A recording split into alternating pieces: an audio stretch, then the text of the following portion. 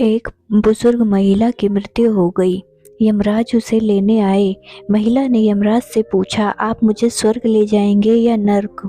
यमराज बोले, दोनों में से कहीं नहीं। तुमने इस जन्म में बहुत ही अच्छे कर्म किए हैं, इसीलिए मैं तुम्हें सीधे प्रभु के धाम ले जा रहा हूँ।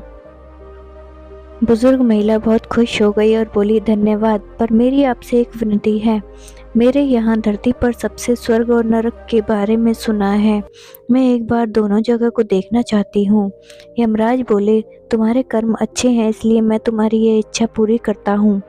चलो हम स्वर्ग की ओर और नरक के रास्ते से होते हुए प्रभु के धाम चलेंगे। दोनों चल पड़े। सबसे पहले नरक आया। नरक में बुजुर्ग महिला ने जोर जोर से लोगों के रोने की आवाज सुनी। नर्क में सभी लोग दुबले पतले और बीमार दिखाई दे रहे थे। महिला ने एक आदमी से पूछा, यहाँ आप सब लोगों की ऐसी हालत क्यों है? आदमी बोला, तो कैसी हालत होगी? मरने के बाद जब से यहाँ आए हैं हमने एक दिन भी खाना नहीं खाया है। भूख से हमारी आत्माएं तड़प रही हैं। बुजुर्ग महिला की नज़र एक विशाल पतीले पर पड़ी, जो कि लोगों के कद से करीब 300 फुट ऊंचा होगा। उस पतीले के ऊपर एक विशाल चम्मच लटका हुआ था।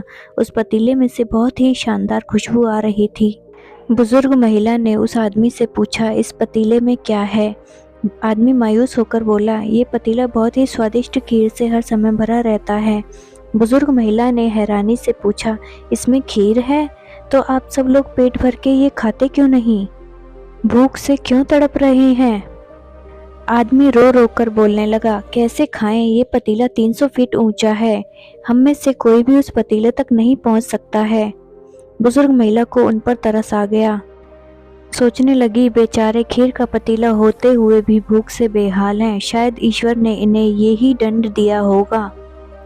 यमराज बुजुर्ग महिला से बोले, चलो हमें देर हो रही है। दोनों चल पड़े। कुछ दूर चलने पर स्वर्ग आया। वहां पर बुजुर्ग महिला को सबकी हंसी और खिलखिलाने की आवाजें सुनाई दी। सब लोग बहुत खुश दिखाई दे रहे थे। उनको खुश देखकर बुजुर्ग महिला भी बहुत खुश हो गई। पर वहां स्वर्ग में भी बुजुर्ग महिला की नज़र वैसे ही 300 फुट ऊंचे पतीले पर पड़ी जैसा नर्क में था। उसके ऊपर भी वैसा ही चम्मच लटका हुआ था। बुजुर्ग महिला ने वहां लोगों से पूछा, इस पतीले में क्या है?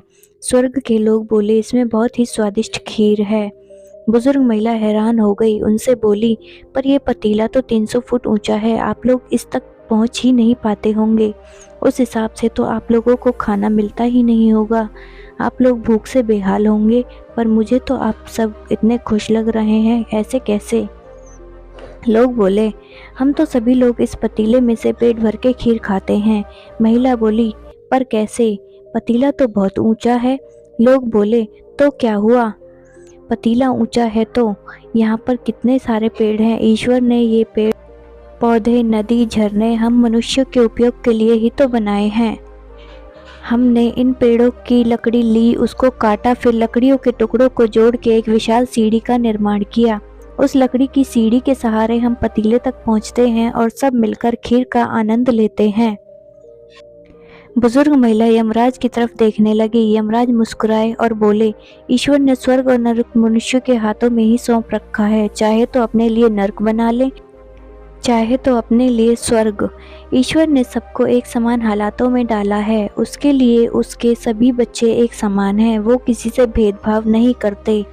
वहाँ नर्क में भी पेड़ पौधे सब थे, पर लोग खुद ही आलसी हैं। उन्हें खीर हाथ में चाहिए। वो कोई कर्म करना नहीं चाहते, कोई मेहनत करना नहीं चाहता, इसीलिए सब भूख से बेहाल हैं। यही तो ईश्वर की बनाई इस दुनिया का नियम है। जो कर्म करेगा, मेहनत करेगा, उसी को मीठा फल खाने को मिलेगा। अर्थात स्वर्ग एवं नर्क अपने ही हाथ में है। मेहनत करें, अच्छे कर्म करें और अपने जीवन को स्वर्ग बनाएं। वीडियो अच्छी लगी हो तो चैनल को सब्सक्राइब करें और वीडियो को लाइक ज़रूर करें।